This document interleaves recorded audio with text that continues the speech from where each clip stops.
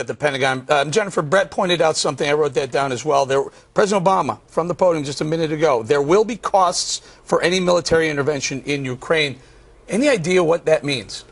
Well, it's very interesting, Eric, because we've been talking to Pentagon officials all day about whether there was any contingency planning going on.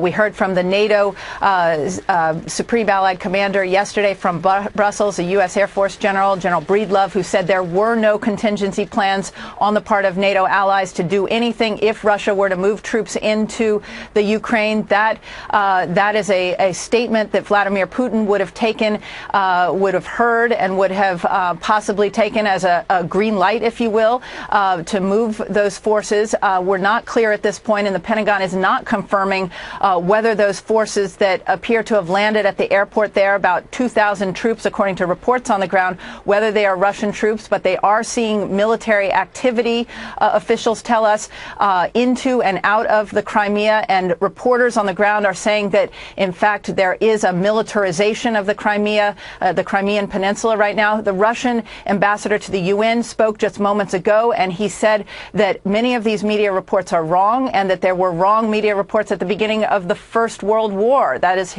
in the Russian ambassador's words. So he is suggesting, pushing back on this notion that there are Russian troops on the move in Crimea. However, we have from our own sources some concerning reports that they are in fact Russian forces on the move. And again, what we're seeing here at the Pentagon, the chairman of the Joint Chiefs is here in the building.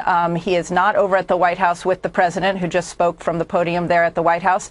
And there is no evidence of any military movements on the part of the U.S. or NATO at this point in time. Hi, Jennifer. It's Andrea Tanteros. Earlier, I was listening to you, and you mentioned that President Obama hasn't addressed this issue since February 19th. And when I look at the similarities between Syria and this, oil comes to mind. If he could just get his hands on Middle Eastern oil, Vladimir Putin, and deliver it to Eurasia, he could gain control, even though Russia isn't arguably as strong as we think. Jennifer, when I hear about the cards and Obama saying there will be costs, could you walk us through what cards does the United States have to play?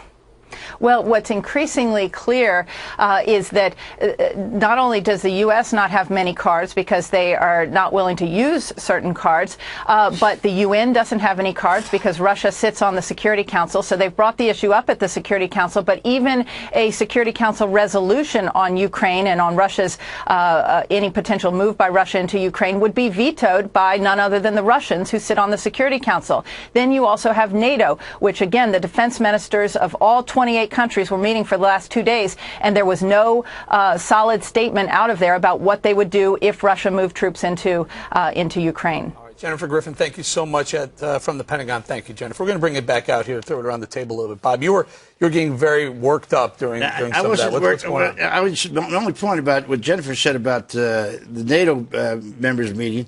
NATO has absolutely no responsibility for Ukraine. NATO, the North Atlantic Treaty, was put together to protect the member states. They are not a member state. NATO is not involved in this. The U.S. could be involved, of course, if they want to. If they want to get involved militarily, I don't imagine they do. But don't you think that's what she was talking about? No, I think she was talking about NATO has no options. NATO doesn't have the right to get in there. That's the difference. But don't you think a major goal of Vladimir Putin's was to take NATO and disarming nuclear defense? That was a major goal of Putin, and guess what?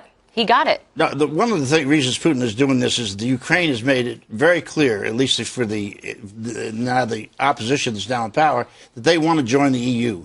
And Putin does not want that because Ukraine becomes the basis for him putting the old Soviet Union back together. I think it was clear from the president that he wants the U.S. to stay out of this. He was recognizing the right of representative government, that he would assist the Ukrainian people in creating a stabilized economy and situation, stabilize the country to move forward to spring elections, saying they have the right to representative government. And I think that's where he leaves it at that. Like, this is not our problem to deal with. I think my guess is Putin's goal is a civil war so he can come in and save the day. Mitt Romney starting to look really, really good. After all, he was the guy that said Russia was going to be a potential foe because they were looking for more. And it reminds you that votes do have consequences. When you look at somebody like Putin and you think, who would he rather be up against? You know, a McCain or an Obama? He's so happy how it turned out.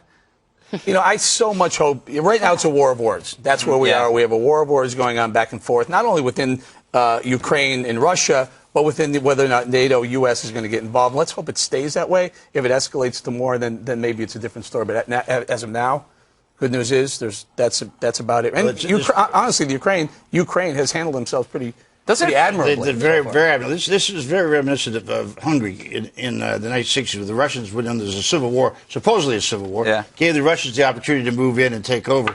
You're right. It's a pattern of his. The problem is he's got one area of that country is Russia, the Crimean area. The rest of it, he slaughtered everybody. The Russians, Stalin, they hate the Russians in Ukraine. But what we should be aware that this has long-term implications, and I think on a global stage. And the larger message is that President Obama and the EU are losing, and that Vladimir Putin is winning. That's the 30,000-foot takeaway. And the other, you know what it is? You talk about what's reminiscent. It really is the 1970s. We've got a Cold War, oil prices, bad economy, Jimmy Carter, and us again against odds with Russia over Syria, over Ukraine, and not on the same page. We're going to leave it right there, guys. Sorry, Bob. We'll be right back.